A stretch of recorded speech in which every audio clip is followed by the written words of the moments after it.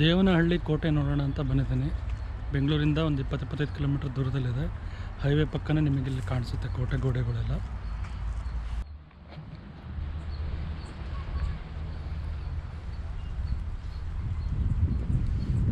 ಕೋಟೆ ಗೋಡೆಗಳು ಮೇಲೆಲ್ಲ ಸಿಕ್ಕಾಪಟ್ಟೆ ಗಿಡಗಳು ಬೆಳೆದಿದ್ದಾವೆ. ಕೋಟೆಯ ಹೆಬ್ಬಾಗಿಲ ಬಳಿ ಇರ್ತಕ್ಕಂಥ ನಾಗರ ಕಲ್ಲುಗಳಿವು. ಈಗ ಕೋಟೆ ಹೆಬ್ಬಾಗಿಲಲ್ಲಿದ್ದೀನಿ.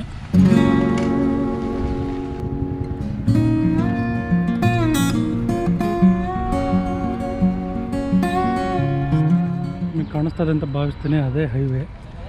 ಹೈವೇಯಿಂದ ಒಂದು ಫರ್ಲಾಂಗ್ ದೂರದಲ್ಲಿ ನಿಮಗೆ ಒಳಗಡೆ ಬಂದರೆ ಕೋಟೆ ಕಾಣುತ್ತೆ. ಇಲ್ಲಿ ದೇವನಹಳ್ಳಿ ಕೋಟೆಯ ಇನ್ನೊಂದು ಬದಿಯಲ್ಲಿದ್ದೀನಿ, ಅಂದರೆ ಪಕ್ಕದ ಸೈಡಲ್ಲಿ ನಡ್ಕೊಂಡು ಇರೋತಕ್ಕಂಥ ರೋಡಲ್ಲಿ ನಡ್ಕೊಂಡು ಹೋಗ್ತಾ ಇದ್ದೀನಿ.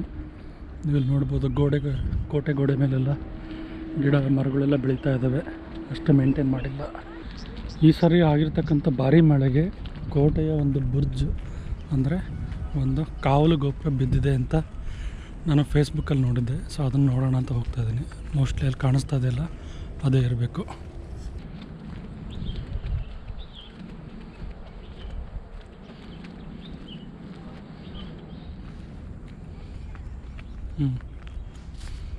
ಇದೆ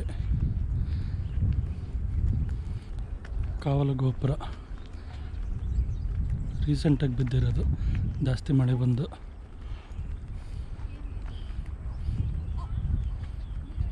ಇಲ್ಲೇ ಗಟ್ರು ಸಹ ಹರಿತಾ ಇದೆ. ಇದೇ ರೋಡಲ್ಲಿ ಹಿಂಗೆ ಕಂಟಿನ್ಯೂ ಆದರೆ ಕೋಟೆಯ ಸುತ್ತ ಒಂದು ರೋಡ್ ಥರ ಒಂದು ರೌಂಡ್ ಹಾಕ್ಬಿಟ್ಟು ನೋಡ್ಬೋದು ಅನಿಸುತ್ತೆ. ಇಲ್ಲಿಂದ ಒಳಗಡೆ ಹೋಗೋಣ ಇವಾಗ. ನೀವೀಗ ನೋಡ್ತಿರೋದು ಕೋಟೆ ಪಕ್ಕದಲ್ಲೇ ಇರ್ತಕ್ಕಂತಹ ದೇವನಹಳ್ಳಿ ಕೆರೆ. ಇದು ಸಹ ಗಲೀಜೆದ್ದು ಗಬ್ಬೆದ್ದು ನಾರ್ತಾ ಇದೆ. ದೇವನಹಳ್ಳಿಯ ಕೋಟೆ ಸುಮಾರು 500 ವರ್ಷಗಳಷ್ಟು ಪುರಾತನವಾದ, ಭದ್ರವಾದ ಹಾಗೂ ಆಮೆಯಾಕಾರವಾದ ಸುಂದರ ಕೋಟೆ. ನಾನಿವಾಗ ದೇವನಹಳ್ಳಿ ಕೋಟೆಯ ಹೆಬ್ಬಾಗಿಲಲ್ಲಿದ್ದೀನಿ. ಕೋಟೆ ಒಳಗಡೆ ಹೋಗೋಣ. ನೀವಿಲ್ಲಿ ಬೋರ್ಡ್ ಸಹ ನೋಡ್ಬೋದು. ಕೋಟೆ ದೇವನಹಳ್ಳಿ, ಕಿಲಾ ದೇವನಹಳ್ಳಿ, ಫೋರ್ಟ್ ದೇವನಹಳ್ಳಿ.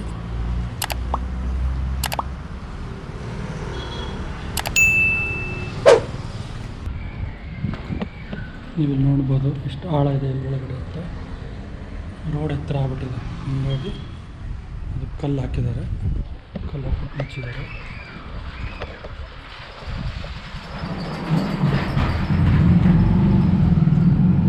ಒಳಗಡೆ ಪ್ಲಾಸ್ಟಿಕ್ ಗಲೀಜು ಮಾಡಿದ್ದಾರೆ.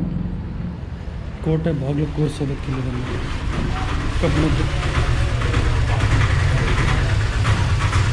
ಕಂಚಿಯಿಂದ ವಲಸೆ ಬಂದ ಅವತಿ ರಾಜವಂಶದ ಮಲ್ಲೆ ಬೈರೇಗೌಡ 1501ರಲ್ಲಿ ಈ ಕೋಟೆಯನ್ನು ಕಟ್ಟಿಸಿದ.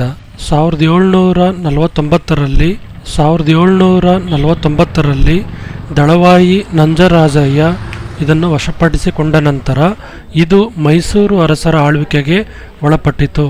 ಹೈದರಲಿ ರಾಜನಾದ ಬಳಿಕ ಈ ಕೋಟೆಯನ್ನು ದುರಸ್ತಿ ಮಾಡಿಸಿದ ಹೈದರಲಿ ಈ ಕೋಟೆಯನ್ನು ಮತ್ತೆ ಕಟ್ಟಿಸಿದ ಎಂಬ ಉಲ್ಲೇಖಗಳಿವೆ.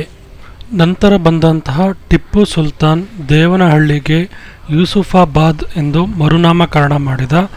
ಆದರೆ ಆ ಹೆಸರು ಸ್ಥಿರವಾಗಲಿಲ್ಲ. 1791ರಲ್ಲಿ ದೇವನಹಳ್ಳಿಯ ಈ ಕೋಟೆ ಬ್ರಿಟಿಷರ ಕಾರ್ನ್ವಾಲಿಸ್ ಪಾಲಾಯಿತು. ಇಂದಿಗೂ ಇಲ್ಲಿ ಟಿಪ್ಪು ಹುಟ್ಟಿದ ಸ್ಥಳವನ್ನು ರಾಷ್ಟ್ರೀಯ ಸ್ಮಾರಕ ಮಾಡಲಾಗಿದೆ. ಕೋಟೆಯ ಕಾವಲುಗಾರರು ಸೈನಿಕರು ಇರೋದಕ್ಕೆ ಮಾಡ್ತಕ್ಕಂಥ ಜಾಗ ಇದು. ಕೋಟೆಯ ಮೊದಲ ಬುರ್ಜ್, ಅಂದರೆ ಕಾವಲು ಗೋಪುರದಲ್ಲಿದ್ದೀನಿ. ನೋಡ್ಬೋದು ಎರಡು ಸೈಡು, ನೀವು ನೋಡ್ಬೋದು ಎರಡು ಸೈಡು ಕಾವಲುಗಾರರಿಗೆ, ಅಂದರೆ ಸೈನಿಕರಿಗೆ ರೆಸ್ಟ್ ಮಾಡೋದಕ್ಕೆ ಅಂತ ಮಾಡಿರ್ತಕ್ಕಂಥ ಗೂಡುಗಳು ನೋಡ್ಬೋದು. ಇಲ್ಲೊಂದಿದೆ, ನಿಮಗೆ ಆಗಲೇ ತೋರಿಸ್ದಂಗೆ ಆ ಕಡೆ ಒಂದಿದೆ. ಇದನ್ನು ಇಟ್ಟಿಗೆ ಮತ್ತು ಗಾರೆ ಸುಣ್ಣದಿಂದ ಮಾಡಿದ್ದಾರೆ. ಕೋಟೆ ಕೆಳಗಡೆ ಭಾಗ ಎಲ್ಲ ಕಲ್ಲಿನಿಂದ ಕಟ್ಟಿದ್ದಾರೆ. ಮೇಲ್ಗಡೆದೆಲ್ಲ ಇಟ್ಟಿಗೆ ಗಾರೆ ಸುಣ್ಣ ನೀವು ನೋಡ್ಬೋದು.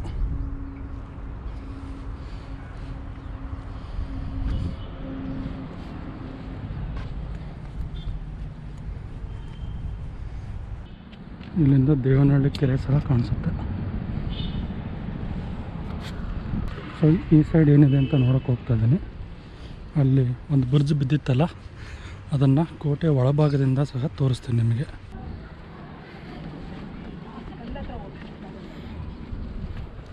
ಇಲ್ಲೂ ಸಹ ಕಾವಲುಗಾರರಿಗೆ ಮಾಡಿರ್ತಕ್ಕಂಥ ಜಾಗ ಇದು. ಇದೆ ರೀಸೆಂಟಾಗಿ ಮಳೆ ಬಂದು ಬಿದ್ದಿರ್ತಕ್ಕಂತಹ ಕಾವಲು ಗೋಪುರ, ಬುರ್ಜ್ ಅಂತ ಏನು ಕರೀತಾರೆ ಅದು. ನಾನು ನಿಮ್ಗೆ ಆ ಕಡೆಯಿಂದ ತೋರಿಸಿದ್ನಲ್ಲ ಕೋಟೆ ಹೊರಭಾಗದಿಂದ, ಇದು ಕೋಟೆಯ ಒಳಭಾಗದಿಂದ ಆಗಿರ್ತಕ್ಕಂತಹ ನಷ್ಟ.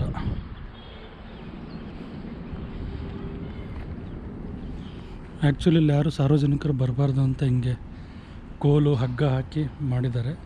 ಬಟ್ ಅದಷ್ಟು ಎಫೆಕ್ಟಿವ್ ಇಲ್ಲ, ಅಷ್ಟು ವರ್ಕಿಂಗ್ ಕಂಡೀಷನಲ್ಲೂ ಇಲ್ಲ. ಸೈಡಿಂದ ಎಲ್ಲ ಬರ್ತಿದ್ದಾರೆ. ನಿಮ್ಮ ಮುಂದೆ ಏನಿದೆ ಅಂತ ಹಂಗೆ ನೋಡ್ಕೊಂಬರೋಣ.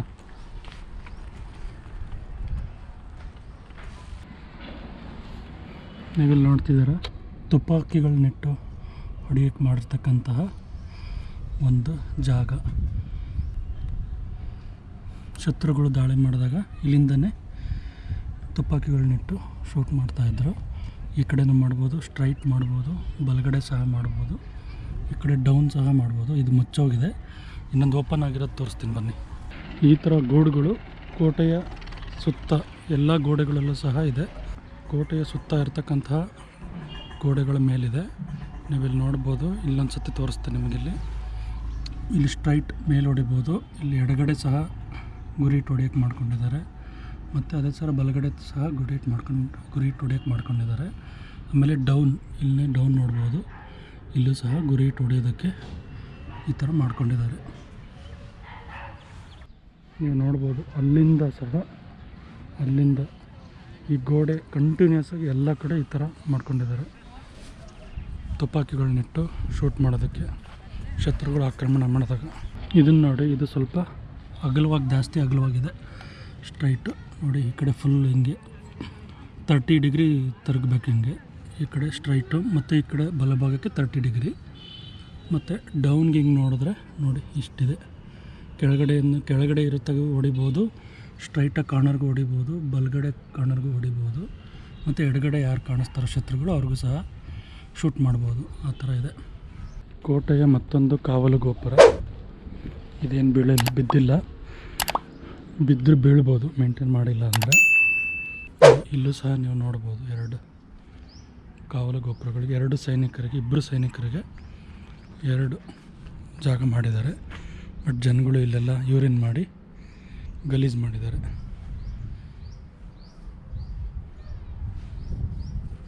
ನೋಡಿ ಇಲ್ಲೂ ಸಹ ಇದೆ, ಅದು ನಾನು ತೋರಿಸಿದ್ದು ನೋಡಿ, ಇಲ್ಲೂ ಸಹ ಇದೆ. 5 ರಿಂದ 10 ಅಡಿ ಗ್ಯಾಪಲ್ಲಿ ಗೋಡೆ ಮೇಲೆ ಎಲ್ಲ ಕಡೆ ಮಾಡಿದ್ದಾರೆ ಆ ಥರ.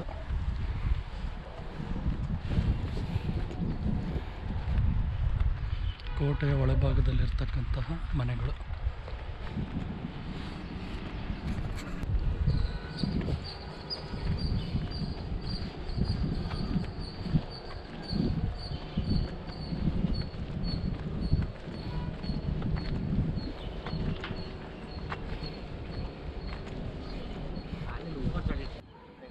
ಇದು ಮೋಸ್ಟ್ಲಿ ಶಸ್ತ್ರಾಸ್ತ್ರಗಳನ್ನ ಇಡೋದಕ್ಕೆ ಮಾಡ್ಕೊಂಡಿದ್ರು ಅನಿಸುತ್ತೆ ಈ ಗೋಡು.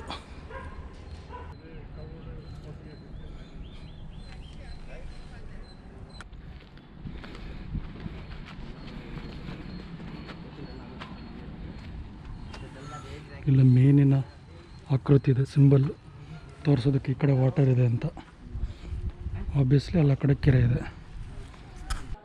ದೇವನಹಳ್ಳಿ ಕೋಟೆಯ ಕೊನೆಯ ಕಾವಲು ಗೋಪುರ ಇದು. ಇಲ್ಲಿ ನೀವು ನೋಡ್ಬೋದು 2 ಕಡೆ ಶಸ್ತ್ರಾಸ್ತ್ರಗಳನ್ನ ಇಟ್ಕೊಳ್ಳೋಕ್ಕೆ ಗೂಡು ಮಾಡಿದ್ದಾರೆ. ಇಲ್ಲೊಂದಿದೆ, ಅಲ್ಲೊಂದು ಸಹ ಇದೆ. ಸೊ ಕೋಟೆ ಇಲ್ಲಿಗೆ ಎಂಡ್ ಆಗುತ್ತೆ. ಮುಂಚೆ ಇದಕ್ಕೆ ಮುಂದೆ ಇತ್ತು ಅನಿಸುತ್ತೆ, ಬಟ್ ಇವಾಗ ಇಲ್ಲ. ಇದು ಇಲ್ಲಿಗೆ ಎಂಡ್ ಆಗುತ್ತೆ ಕೋಟೆ ಅದು. ಸೊ ಇಲ್ಲಿ ಬಲಗಡೆ ಇಲ್ಲಿ ಹತ್ಬಿಟ್ಟು ಮೇಲೆ ಸಹ ಹೋಗ್ಬೋದು, ಹೋಗೋಣ. ಇಲ್ಲಿ ಮೆಟ್ಲು ಸಹ ಇದೆ, ಇಲ್ಲಿ ಇಳಿದ್ಬಿಟ್ಟು ಕೆಳಗಡೆ ಊರೊಳಗಡೆ ಹೋಗೋದಕ್ಕೆ.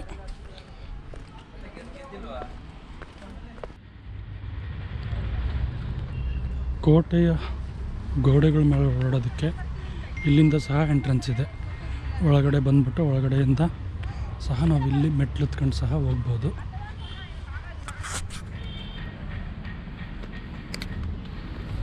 ನಾನು ಅವಾಗಲೇ ಇಳಿದೋಗಿದ್ನಲ್ಲ ಮೆಟ್ಲು, ಅದೇ ಮೆಟ್ಲು ಹತ್ಬಿಟ್ಟು ಹೋಗ್ತಾ ಇರೋದು.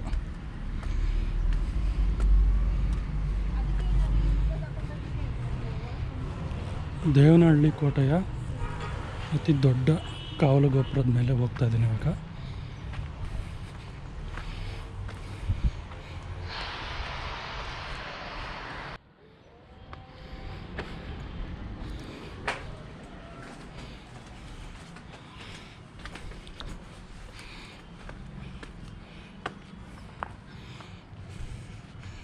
ಇಲ್ಲೂ ಸಹ ಇಬ್ಬರಿಗೆ ಕಾವಲುಗಾರರಿಗೆ ಉಳ್ಕೊಳ್ಳೋದಕ್ಕೆ ಮಾಡಿರ್ತಕ್ಕಂಥ ತಂಗುದಾಣ ನೋಡ್ಬೋದು. ಇಲ್ಲಿ ಒಂದು ಸಹ ಇದೆ. ಇಲ್ಲಿ ಒಬ್ಬ ಕಾವಲುಗಾರಿಗೆ ಉಳ್ಕೊಳ್ಳೋಕ್ಕೆ ಒಂದು ಜಾಗ ಮಾಡಿದ್ದಾರೆ. ಇಲ್ಲಿಂದ ನಿಂತ್ಕೊಂಡು ನೋಡಿದರೆ ಕಂಪ್ಲೀಟ್ ಅಲ್ಲಿ ಎಂಟ್ರೆನ್ಸ್ವರೆಗೂ ಕಾಣಿಸುತ್ತೆ.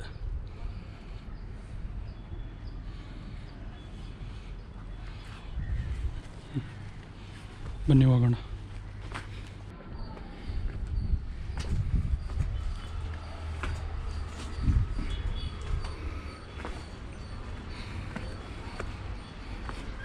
ಕೋಟೆಯ ಒಳಗೆ ಪುರಾತನ ಕಾಲದ ದೇವಸ್ಥಾನಗಳು ಸಹ ನೋಡ್ಬೋದು. ಇದು ಇತ್ತೀಚೆಗೆ ಕಟ್ಟಿರ್ತಕ್ಕಂತಹ ಗೋಪುರ. ಕೋಟೆಯ ಒಳಗಡೆ ಹಳೆಯ ನಂಜುಂಡೇಶ್ವರ ದೇವಾಲಯ, ವೇಣುಗೋಪಾಲ ಸ್ವಾಮಿ ದೇವಾಲಯ, ಸುಲ್ತಾನ್ ಪೇಟೆ, ಪೂರ್ಣಯ್ಯನವರ ಸರೋವರ ಸಹ ಇದೆ. ದೇವನಹಳ್ಳಿ ಕೋಟೆಯ ಒಳಗಿರತಕ್ಕಂತಹ ವೇಣುಗೋಪಾಲ ಸ್ವಾಮಿ ದೇವಸ್ಥಾನದ ಒಳಗಡೆ ಹೋಗ್ತಾ ಇದ್ದೀವಿ ಇವಾಗ.